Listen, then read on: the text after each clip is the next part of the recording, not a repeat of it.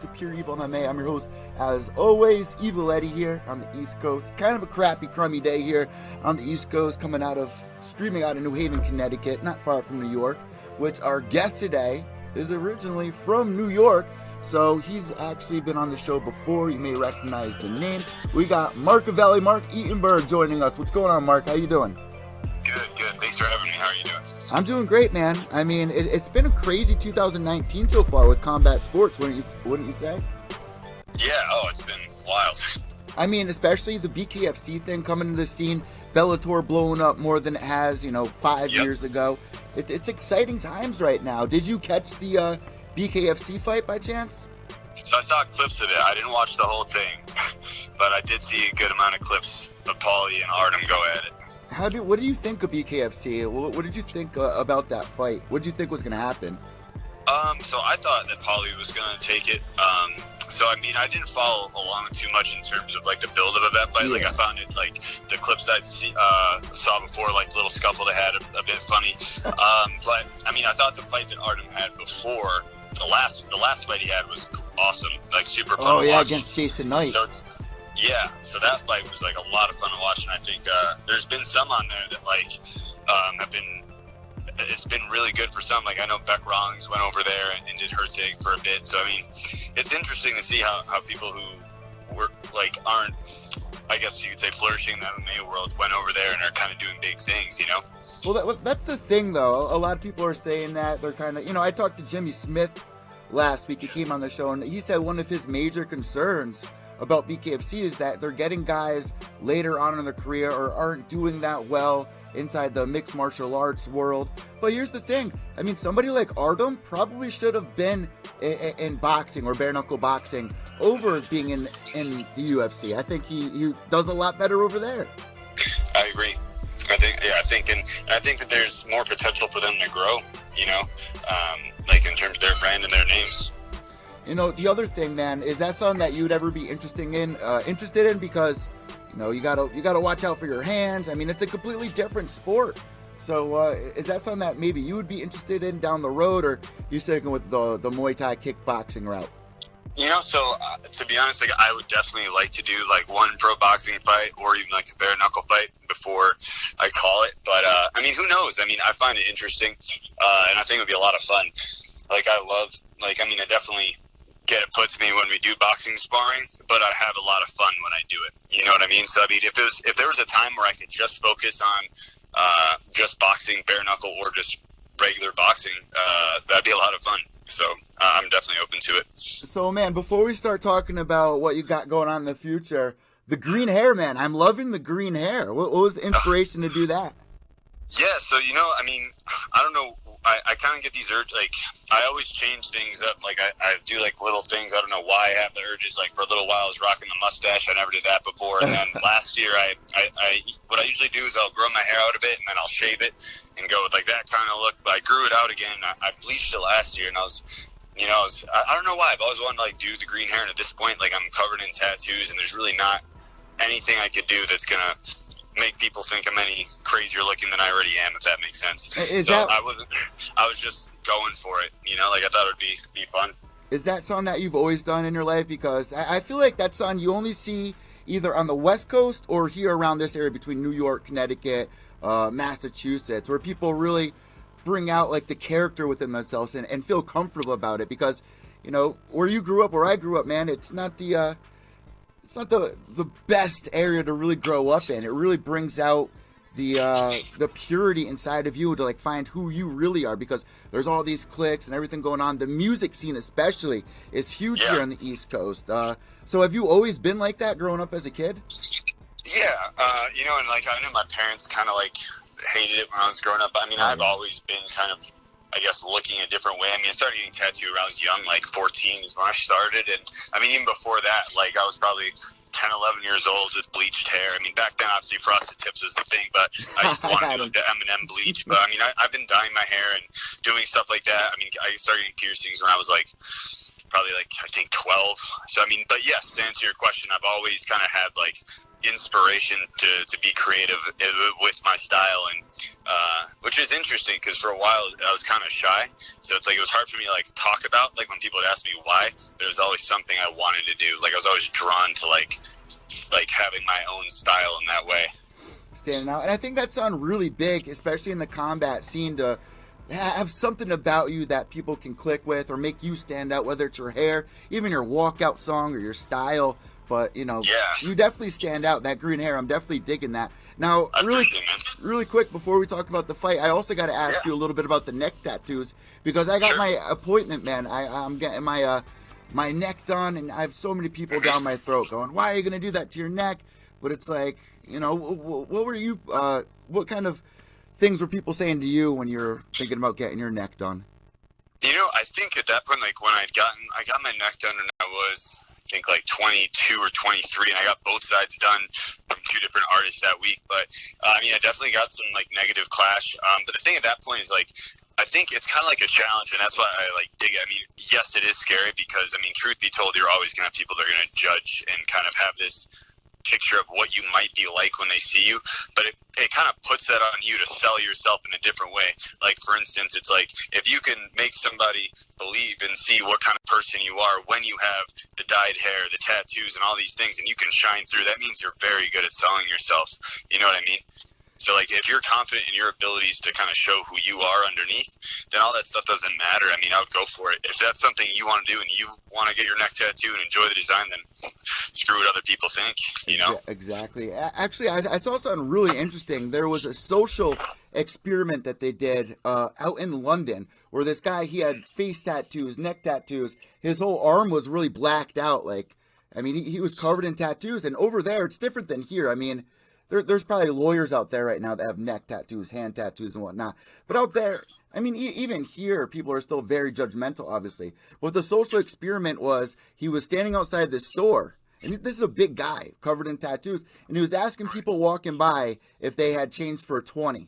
And 9 out of 10 people wouldn't even acknowledge him. They thought they were going to, you know, get mugged by him, which was really interesting social experiment. But this day and age, man, things are changing. Our generation with, you know, there's so many things that are changing between THC being accepted now and legal here, you know, gay marriage, this and that. People are actually standing up, going back 10 years, watching episodes of this show or watching that movie. People are like, wow, that would be so unacceptable this day and age. So I actually like the way that things are going.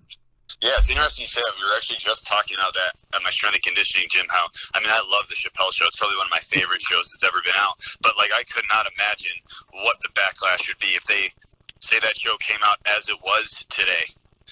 Like, I think it would be just super interesting to see. So that's kind of like the opposite side of the spectrum. So on one hand, like you said, things are definitely progressing. But I also think on the other side with certain issues, we're getting more sensitive about very, like, broad topics. Do you think people are getting a little bit too sensitive? Because I can see that too, where people are going a little bit too crazy about certain subjects. I mean, it depends subject to subject, but I definitely see some people go a little bit too far with, you know, taking things out of context is a real issue. Yeah, absolutely. And I think it's just interesting because the same person that will preach with everything they have about freedom of speech is going to be the same person that's going to say, oh, you can't say this, you can't say that, you know, because it might offend this person or that person.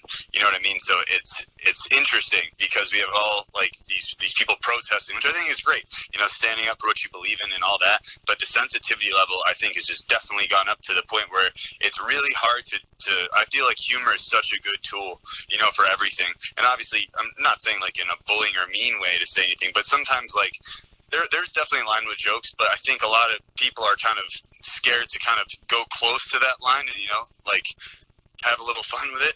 Like, so, I mean, it's tough, you know, I mean, I'm a big humor guy, so I think it's definitely, I think humor's changing for sure. You know, I mean, you even saw like there's a bunch of comedians that were getting like a bunch of backlash for their Netflix specials, and like when I watch them, I think they're that bad at all. But you're gonna offend somebody, and it kind of ties in with everything we're talking about. It's like you're gonna offend somebody with how you look, what you say. So at the end of the day, in terms of getting your neck tattooed, it doesn't matter. Like if you want it, then go for it. You know, on that same subject, you're about to go to Thailand, man. What's the difference in culture here to the culture there? Because I know they're very traditional over there. What is it like over there compared to here back home in America? Yeah, so I mean, like I've been there probably it's a total of like around 3.5 months, something like that, but separate trips. But no, I mean the culture is definitely different, but it's not like judgmental. I would say, like what I would say is like in the airports, like in China, and like I would definitely get looks and stuff, and I could tell that I was kind of viewed as like something bad. But when I was in Thailand, I never really got that. In fact, I kind of got that feeling that they thought it was cool. Like a lot of times, like people want to take pictures and like they almost embrace the difference, if that makes sense. They're not afraid of it and they're not trying to push it away. You can clearly tell there's a difference between you and a lot of the traditional people, but no one is like giving you dirty looks or scared of you or anything like that. Well, I feel like I've talked to a lot of female fighters for Muay Thai that go over to Thailand, and they have it a little bit harder than the guys. Would you agree with that? Have you seen anything like that? You think the girls have it a little bit harder than the guys over there? I mean, I would. It depends. What do you mean? I mean, I do agree in some ways, but what ways do you mean? Like I've had a couple of girls on that just say that they really expect them to keep up with all of the men, to really prove themselves more over there than you would probably be expected here in America. Yeah, I mean, the females that I've trained out there, I mean, they train like just as hard, and they are pushed and held to that same standard. But I think that's important. I really do. Yeah. Like, it's interesting. Like sometimes I'll spar with girls and I'll sweep them, and people on the side will just look on like, why would I do that? And it's like, why wouldn't I do that? It's like, it's a respect thing, if anything, like they're durable. They're choosing to do this. It's not like I'm targeting them because they're smaller or a female, but it's just, that's what I would do. Like if the drill is to sweep someone, I'm not going to not do it because they're a female, and out there, it's the same thing. It's kind of like they're held to that same standard and they fight the same, they're fighting too. And there's a lot of girls out there that don't want you to go half. They want you to give it all you got. Oh, for sure. There's been times like early in, like when I started this, that like I'd be drilling and would have that thing of like, or I didn't want to hit hard or this, and they would just kind of look at me like, what the fuck are you doing? I don't know if I can say that, but no, you can. You can. Yeah, they would just kind of look at me and be like, you're wasting my time. You know what I mean? Yeah. I mean, you can tell right away when somebody is pulling back on you, I mean, yeah, it's got to be really awkward on both ends if you're really fighting like that, man. So even going down training in Albuquerque, man, at Jackson Winks, are they the ones setting you up with this this travel to the gym? Like, is it an affiliate gym? Like, do other people from Jackson's go to this gym that you're going to, or how did you find this gym that you're headed to? Sure. So normally I go to Chiang Mai to a gym called Lana Gym that's now Chiang Mai Boxing Stadium, and I got introduced to that gym through a friend that I met here who's my roommate and cornered me, a really good friend of mine, Clay Matza. He actually introduced me to that gym. But this time, after my last, so when I worked with Al Rodriguez, who actually set me up with you. Yeah, Shadow Iron Chin. With Iron Chin, he handles all my fight stuff. So before my last fight for Lion Fight, he had made contact with one of the gyms in North Thailand that was looking to sponsor fighters. So I reached out to them, and they pretty much said, we want to see how you fight. It's not about winning or losing, but we want to watch your fight, and I'll let you know. So then they saw my fight. They're like, we can work together. And then I was supposed to go out in May, but I hurt my foot pretty bad. So he just had to push back a couple months. In terms of like Jackson Wink and Jackson, so I'm training at both. Like I train a bit at Jackson Wink still, and then I trained at a different Jackson's up the road and teach at that gym. But no one is actually going to be going with me. But they're definitely, like, I'm getting ready as we speak. So right before this, I was hitting pads. So I mean, I'm definitely preparing and getting ready. But yeah, so Al is really the guy that set me up, and the gym's called Nung Kai. So it's actually northeast Thailand. So I believe it's right under Laos, so on that border. So I'm excited because I mean, there's a lot of expectation, but there's a lot of potential with what can happen. So for people that, have never been to Thailand, they don't know what the experience is like. I say this a lot. I mean, for a fighter to go over to Thailand, it's like getting a degree, getting like a diploma. Like it's almost like along those lines. What is the experience like? Like, bring us through what this trip's going to be like, if you can, paint that picture for our listeners here. Yeah, sure. So if I were to guess what the trip is going to be like to a T, I mean, so once obviously I land and get settled, the way that I would have it before is I get up around 6 o'clock, do 5-kilometer run, so between 2 and 3 miles. Then you go, you practice for 2-3 hours. So bag work, heavy pads, sparring, clinch, the whole nine, just till you can't move. And then you have about 3 hours break where you can eat and rest. And then you go back to training about 3, do the same thing over again, except it's a bit longer. So you might do a bit more sparring, a bit more drilling, and you're just in that grind until you fight, until about 2 days before your fight. So it's different than MMA fights where like that you're going to take a whole week off. Like usually if I fight Friday or Saturday, I'm going till Wednesday or Thursday with my training the same as I would with anything else. Why is that? I mean, say it again. Why is that? Why do they make you do that? To keep you fresh, to keep you in the zone, Yeah. or why? So they just have a different view of like being prepared, you know? So I mean, it's, to be honest, like it was hard at first because I used to kind of want to argue and be like, no, I need more days off. But you kind of just get used to it and accept it and you realize that, I mean, it's, for some reason, like when you're training at that level, like once you get that conditioning, the 2 days is kind of all you really need. The most important thing is that you're not heavy sparring for the days leading up. Is that something that you enjoy doing, or is it still hard to get used to doing that? Because I do enjoy it. You know, I do enjoy the training because I honestly feel like I can notice progression so much quicker because it's such a dedication to basics and repetitions of basics that I kick better every time I go there. I kick faster, I kick harder. You know, every bit of my technique gets better. So what I would accomplish here, and it's nothing against any gym here, but it's just the setup is different. So what I would accomplish here in a year is something that I could do in 2 or 3 months there, because I'm just you're consolidating, you're repping out thousands of basics, and you're kind of sticking to that. And you're not really jumping around. So, like, for instance, when I'm here, I wake up on Monday and go to strength and conditioning. Then I take a break. Then I might go to kickboxing, drilling. Then I might do sparring night. But it's all staggered out. You know what I mean? Like 3 or 4 hours staggered out through the day, which is good and sufficient training. But when you're there, you have 3 to 4 hours of training twice a day. And that's really like your mission, is just getting ready for these fights. So when you're done with one, you can go to the next. Yeah, you painted that picture very well. How's the scenery there as well? Like, for people that have been to Thailand, like, is there a lot of wildlife running around? Like, what is it like? So it depends. So when I stay in Chiang Mai, it's like in the mountains, which is awesome. So you're not really near like a beach or anything like that, but there's awesome mountains that you can run up. There's some great temples. There's definitely like a lot of greenery. You're not going to see like too much wildlife running around. You are going to see like a ton of dogs and like cats just running around.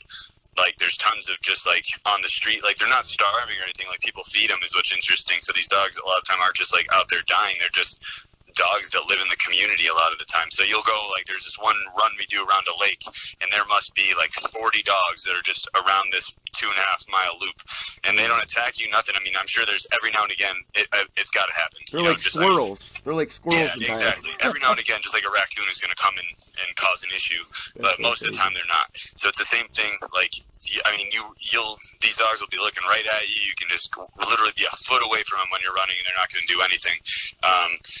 But yeah, and you know, people come and they take care of them. But then if you're like Phuket, which I mean, I've only been to Phuket once, and I was there for about a week. And I mean, there's beautiful beaches, and you know, it's kind of like a different. I can't really speak to that too much, but I mean, it was an awesome spot. When I went to Bangkok, it's very city. You know, it's very busy. So I like being in the north and being in Chiang Mai a lot because it's not. I mean, there's a city and there's like an upbeat culture for sure, but there's also a quiet, tranquil sense to the place. Have you ever checked out the AKA gym out there that's ran by Mike Swick? I heard it's absolutely beautiful. Oh, that facility. I've heard the same thing. So I actually drove by it when I was in Phuket. When I went to Phuket, I trained at Cindy. I kind of just wanted to, when I went to Phuket, I didn't have a gym picked out, but I just kind of wanted to pick one. I heard good things about Cindy, and it was nice because when I did go there, it was mostly tourists. So when I was there, even if you had a little bit of fight experience, they were able to kind of recognize that and work with you in a different way. They were able to kind of pull you out of like a group that was mostly tourists and put you with a trainer that would kind of help gear you towards fighting, if that makes sense. Makes a lot of sense. So going back really quick, I'm looking through your Instagram here on the video cast. And if you guys are listening to the podcast right now, make sure to hop over to our YouTube channel or Periscope. Even on our Facebook page, you can watch the video cast here. There's a photo of you chilling with Lando. while you're in the wheelchair, was he a big part of, helping you recover in this? Are you guys pretty close? Like Landon and I'd say, I mean, we're friends and training partners. We've hung out a few times. He's actually, like, we've gone to the skate park, but it's mostly like I see him at the gym. He's a busy guy and he has his career going, and he's a really good person and has helped me a lot for this training camp for sure. So it was great to have him around. We're both, I mean, honestly, I mean, and just how my life is a lot of the time is, I mean, I'll usually go to the gym and then go home and then just kind of introvert, like right away. Just so when I'm at the gym, I'm super social. I always see him and say what up. But yeah, we spent some time together, and it's been great to be able to train with him and learn from him. Like I don't think, I mean, he's just on such a higher level than me that it's great to just have that opportunity to get those tips and tricks. Yeah, I enjoy watching him fight. It's very creative, and oh yeah. You know what I mean? Sure. I really have high hopes for him. I hope that he's getting a fight soon. Last but not least, I got to ask you this, man. You're going back to Thailand, so are you going to get another tattoo? What are those tattoos called where they hammer them into you? Sock tattoos? Yeah, are you going to get another one? Probably. I mean, the ones I've gotten one per each fight. Like, I'll do like one round per fight. So I'll probably do the same thing and I'm going to try and do more fights during this time. So I'll probably just start to get little ones on my back or something because I'm pretty covered as you're running out of room. Yeah. So whatever space I have, because it's got to be from like the waist up for almost all of them. So I'm running out of space. So whatever I can fit, I'll definitely try and get it in. And this is my last question to you. Yeah, we are sure. in June 25th right now for those of you guys listening. 6 months left, a little under 6 months left for the year. What are your plans moving forward? How many times do you want to fight? Do you have anything in mind? What's going on with that? For sure. So right now I'm kind of healing my foot up from some plantar fasciitis, but I will be back in Thailand in August. By that time, I plan to be ready and hopefully fight within a week or 2 weeks. And by the end of the year, I'd like to fight between like 6 and 10 times. Because in Thailand, they push you to get a couple of fights, right? Yeah, absolutely. So, I mean, if I could fight 6 to 10 times before I leave, or not before I leave, before I come back and visit, because I'm going to be on a multiple entry tourist visa. So I'll come back and so on and so forth. But I'd like to do 6 to 10 before the end of the year. It's just how my body holds up. But that is where my mind is at, is that I plan to go for the 10, it's just, seeing how the fights go, how much damage I take. But I mean, I'm getting ready now. So I'm very excited. Now, do they watch fights? Like, do you guys have TVs over there? Like, will you be able to watch UFC events or anything like that? Or is it very... Yeah. So, like, usually, like, a group of us would get together in the mornings and go to, like, an Irish pub or something. I mean, obviously, I've never been to this part of Thailand, but when we were in Chiang Mai, a group of us would kind of link up and go to, like, an Irish pub in the city and watch them on the TV. So you actually do keep up with a lot of the fights that are going on, right? Like you follow Bellator, UFC, all that good stuff? Absolutely. So what do you think is going to happen? This is my last question. Jon Jones versus Santos, man. How do you see that fight going down? Your boy Jon versus Santos. Go ahead. Yeah, I think that Jon is going to, I would say a finish. I think Jon is just, he's, everyone calls him the greatest of all time, and I do believe that. I mean, his skill set is just phenomenal. I mean, I've never met somebody with a mindset like him, and I think he knows in a good way, like, how capable he is of the thing of what we see, So I think he has that belief going into it. He's fought everyone, and put on dominant performances, but I think that this is going to be, I've seen that he's been training a ton, and I honestly think he'll get it done with a finish. I mean, what is it like being around somebody like that? I mean, Jackson's, man, Jesus. Yeah, the name of superstars there is just crazy. What is that energy like there in that building?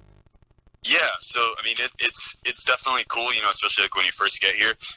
My personal approach to it is that I really don't go and like talk too much with the super high level guys, and it's just because, like, I think just being able to be in that building and kind of build your own road is good enough. Like it's kind of just like being surrounded by greatness, So that's kind of the takeaway, is that just knowing that there are guys that were just the same in a way. They all started at a point, but they paved their way in this same location, like made their way in it. So being able to be in that same kind of role and having that chance is the best thing you could have. But it is, definitely when you first get here, it's amazing to see like everyone that you've seen in UFC and on the TV. But as you go on, you kind of realize that in a realistic way that they're people also that have lives, you know, and that this is work for them. So I try and not just go and talk with them unless there's something like that needs to be said, you know, like if I train with them, great.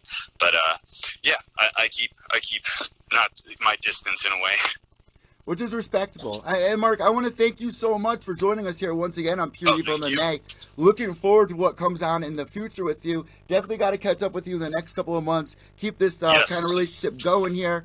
And I really wish you best of skill. I'm glad that you're healing up well, and I hope that you have a safe journey out in Thailand. You know what we like to do at this point in the interview. I hand the imaginary microphone over to you. If you have any shout outs, sponsors, social media tags, the floor is now all yours.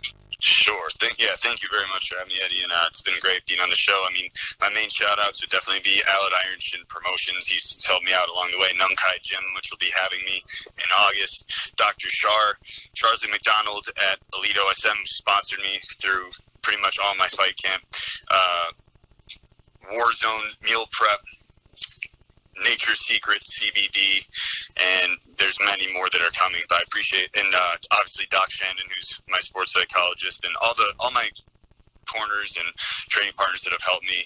Nick at Jackson Zachma, Clay, they know who they are. I'm really grateful for everything that all the time that everyone's put in with me. So I'm going to do everything I can to make them proud when I go. Would you recommend other fighters to go see a sports psychologist? I've heard a lot of people say that. Oh, for sure. I mean, it's changed my, we could do a whole episode on that. It's changed my mental to a whole other level when I fight. I honestly feel like I skipped almost like experience levels for what I've been able to do. Also, really quick, you mentioned CBD. Sure. What is that like, man? What has your experience with CBD been like? What benefits do you see with it? Yeah, so I think it's been great. And to be honest, I was kind of like skeptical at first just because I'm a very like, if I can see it and I can feel it, it's working type thing. But with CBD, it's helped me a ton in terms of my anxiety and being able to sleep at night. Sometimes, like, I have so much going on a lot of time, it's hard for me to relax and kind of get out of my head. It's been really good to really bring me down and relax and just be calm. And then in terms of my recovery, I mean, I usually hurt my feet and my shins quite a bit from kicking, but I've been able to apply CBD topically, and I've also been using the vape, and it's made a huge difference. So I definitely become a believer in it. I've been taking the Glow tablets too, which are they're like chewable tablets, which are made out here in Albuquerque, and I noticed probably that the most in terms of my recoveries. I would just wake up and feel less creaky. Normally, like, I kind of wake up and my body just kind of feels like it's worn down a bit at the end of the week. So it's really helped with my recovery. And if you're a person that kind of has difficulty like sleeping or staying asleep or just kind of anxious at night, then that's your jam. So Nature's Secret, that's the name of your sponsor. Can people order online? Yes, so if you go to Instagram, so my Instagram is Marckavelli, Markkavelli, and if you go to my bio, you'll see that their Instagram is there. Their Instagram is called I think it's CBD and Oils. I got it right here. It's at CBD and Oils, A&D. Yes, CBD exactly. ANDOILS on Instagram. Give them a follow here. And I want to thank you once again, Mark, and God bless. Safe travels. Last but not least, thank you so much. Behave yourselves. I will. All right, God bless. Yeah, take care, Eddie. There you guys go. Marckavelli, Mark Eatonberg, joining us here once again on Pure Evil MMA. Very interesting talk about. I wish I got more into the sports psychology side of that conversation, because I've heard so many fighters just in the last couple of years say that it's been so helpful, that, you know, the guys that don't do it wish they did do it now. So I got to talk with somebody about that on one of the next episodes here. And the whole CBD talk, I think that's an amazing thing. Like we were talking about at the beginning of this interview, we've come so far in the last 10, 20 years with THC or you know, gay marriage and stuff like that, LGBT community. I mean, the list goes on and on with things that have become more acceptable, more spoken, and it goes both ways. But I think CBD is and THC being legalized over opiates. I spoke with Elias Theodore about it. I mean, all these fighters go out there and they get injured, and the doctors shove opiates down their throats.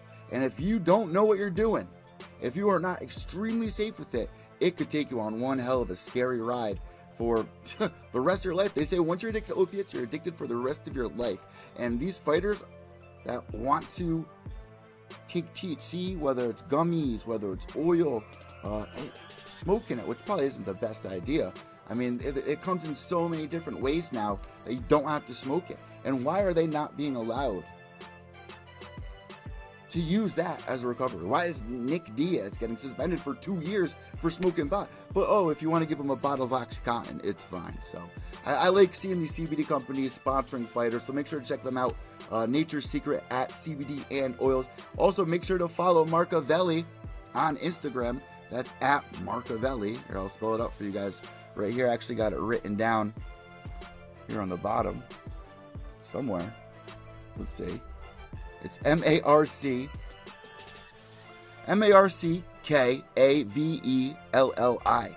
Marckavelli. So guys, that does it for me here at Pure Evil MMA. I'm Evil Eddie. Remember, without evil, there's no purity. White knuckles to the end. Behave yourselves.